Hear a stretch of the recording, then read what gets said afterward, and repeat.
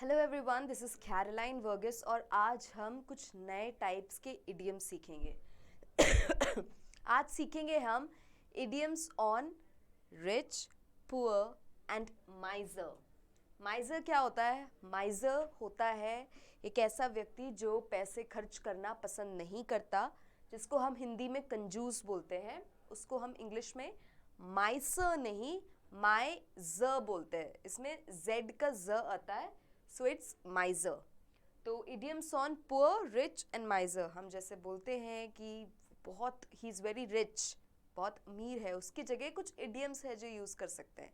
या ये बोल सकते हैं, ये जब ये बोलते हैं कि अब उसके पास कुछ पैसे नहीं बचे, अब उसके पास पैसे नहीं बचे, सो उसकी जगह भी हम कोई इडियम यूज़ कर सकते हैं। सो आज हम सीखेंगे ऐसे इडियम्स। ऑल राइट, हमारा पहला इडियम है to be loaded. All right, इसका मतलब है to have a great deal of money, in the sense कि बहुत पैसा है, तो उस वैसे एक इंसान को बोलेंगे to be loaded. Example, my new neighbour is extremely loaded. मेरा जो नया नेबर है, मेरा जो नया पड़ोसी है, वो बहुत ही ज़्यादा अमीर है। So my new neighbour is extremely loaded. Next है आपका sitting on a gold mine, मतलब टू हैव और own something that is very valuable. Sitting on a gold mine का मतलब है कुछ ऐसा अपने पास होना जो बहुत ही ज़्यादा कीमती हो।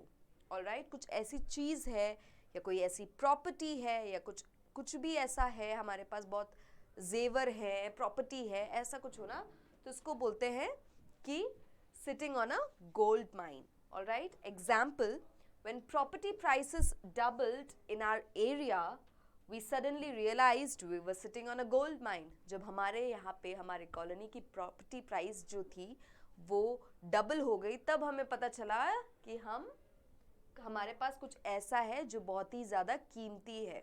एक होता है टू बी लोडेड, जिसका मतलब है आप बहुत अमीर हो या वो बहुत अमीर है, और एक है to be sitting on a gold mine, इसका मतलब है कुछ ऐसा होना जो बहुत ही ज़्यादा वैल्यूएबल है, जो बहुत ज़्यादा एक्सपेंसिव है, जो बहुत ज़्यादा कीमती है। ऑल राइट, हमारा नेक्स्ट है to have money to burn, मतलब to have a lot of money and spend large amounts of things that are not necessary. To have money to burn मतलब पैसे बेफालतू में खर्च करना, इतना बहुत पैसा है और पैसे बेफालतू में खर्च कर रहे हैं, उसको बोलते हैं he has money to burn. Example, Neha's new boyfriend seems to have money to burn. He is always buying her extravagant gifts. Extravagant क्या होता है? Extravagant होता है कुछ ऐसा जो बहुत ही फैंसी होता है। हम वर्ड यूज कर सकते हैं फैंसी। एक्स्ट्रावेगेंट का मतलब है फैंसी चीज़ें जो काम की नहीं है लेकिन है, जैसे फ़ोन चाहिए। ऑलराइट, आपका फ़ोन ख़राब हो गया, आपको फ़ोन ख़रीदना है, हाँ ये आपकी ज़रूरत है, लेकिन आपको आईफोन ही ख़रीदना है, वो कोई ज़रूरत नहीं है। फ़ोन का काम कोई भी फ़ोन कर सकता है, लेकिन आपको आईफोन ही चाहिए, मतलब दैट इज़ एक्स्ट्रावेगेंस। वो बस शो के लिए चाहिए, शो ऑफ के लिए चाहिए। Alright, so to have money to burn का मतलब है बहुत पैसा है और वो बेफालतू की चीज़ों में यूज़ कर रहा है। ऑलराइट, तो नेहा के बॉयफ्रेंड के पास इतना पैसा है कि वो उसको फालतू की चीज़ें गिफ्ट करता रहता है। ऑलराइट, हमारा नेक्स्ट वर्ड है इडियम है to be as poor as a church mice.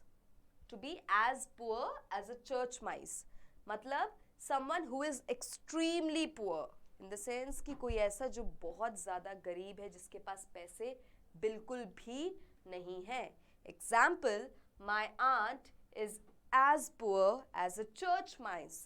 All right, as a church mouse and mice. Mice आपका प्लूरल है,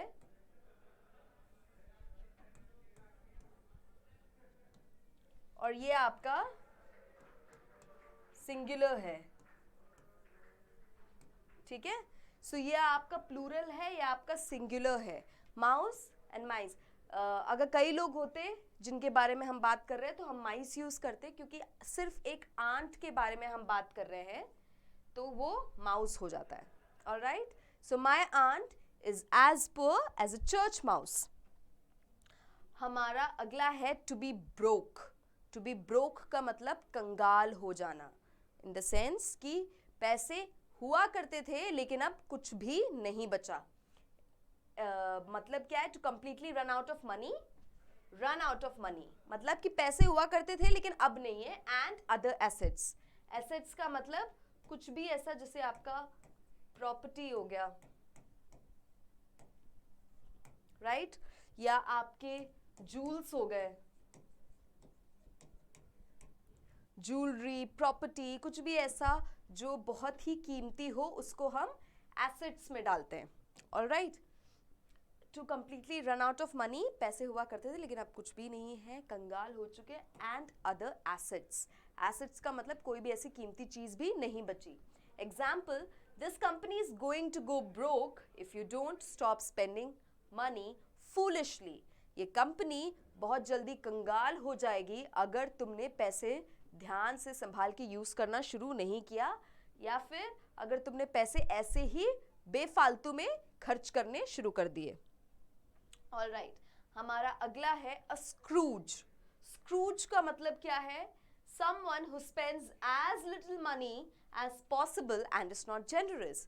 कोई ऐसा जो बहुत ज़्यादा कंजूस हो, जो पैसे बिल्कुल भी खर्च करने के लिए तैयार ना हो, उनको बोलते हैं a scrooge. Alright, example, he is a mean old scrooge. वो बहुत ही ज़्यादा मतलबी और कंजूस इंसान है. A scrooge. ऑलराइट, नेक्स्ट है टाइट फिस्टेड.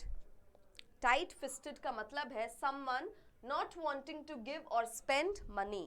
ये भी आपके कंजूस के लिए यूज होता है. अ माइजर, अ स्क्रूज, ये सारे ऐसे इडियम्स हैं जो आप किसी कंजूस व्यक्ति के लिए यूज कर सकते हो. टाइट फिस्टेड का मतलब मुट्ठी बंद होना है ना. मतलब समवन, कोई ऐसा जिसको पैसे बिल्कुल भी खर्च नहीं करना, वो पूरी कोशिश करता है या करती है कि वो बिल्कुल भी अपने पैसे खर्च ना करे. Example, the company's tight fisted owner won't raise the workers salary. जो कंपनी का कंजूस मालिक है वो अपने एम्प्लॉयज का, अपने जो ऑफिस में जो काम करते उनके सैलरी बिल्कुल भी इंक्रीज नहीं करेगा. ऑलराइट, सो आज हमने कुछ ऐसे वर्ड सीखे जो आप इडियम सीखे जो आप पुअर लोगों के लिए यूज कर सकते हो, रिच लोगों के लिए यूज कर सकते हो. एट द सेम टाइम माइजर जो कि होता है आपका कंजूस, इनके लिए भी यूज कर सकते हो. So instead of saying that he is, वो बहुत कंजूस है, आप अलग अलग इडियम्स यूज कर सकते हो. इंस्टेड ऑफ सेइंग कि उसके पास एक टाइम पे बहुत पैसे हुआ करते थे लेकिन अब उसके पास कुछ भी नहीं बचा, कंगाल हो गया, उसकी जगह आप और अच्छे इडियम्स यूज कर सकते हो. इसकी जगह कि उसके पास बहुत ज़्यादा पैसा है और वो बेफालतू में उड़ाता है, उसकी जगह आपके पास इडियम्स है जो आप यूज़ कर सकते हो. आपके पास इसके लिए भी इडियम्स है कि हाँ वो बहुत अमीर है, उसके पास प्रॉपर्टी है, खानदानी प्रॉपर्टी है जो बहुत ज़्यादा वैल्यूएबल या कीमती है. इसकी जगह भी आपके पास अच्छे अच्छे इडियम्स है जो आप यूज़ कर सकते हो. सो प्लीज़ आप इनको अपने कॉपीज़ या डायरीज जहाँ पे भी आप लिख सकते हो आप लिखो, इनको रिवाइज करो, इनको प्रैक्टिस करो एंड मोस्ट इम्पॉर्टेंट इनको यूज़ करना शुरू करो, क्योंकि आप जैसे ही यूज़ करना शुरू करोगे आपको अपनी इंग्लिश खुद ब खुद फील होगा कि कुछ इम्प्रूवमेंट हुआ है. और आप जिस एनवायरनमेंट में रहते हो, जैसे लोगों के साथ रहते हो, उनको भी फील होगा कि हाँ आपकी इंग्लिश इम्प्रूव हो रही है. So please start working on it. Start using these words and idioms. ये words and idioms को please use करना शुरू कीजिए ताकि आपकी इंग्लिश बहुत ही जल्द अच्छी हो जाए एंड आपको खुद में ही कुछ changes, कुछ differences feel हो. Thank you.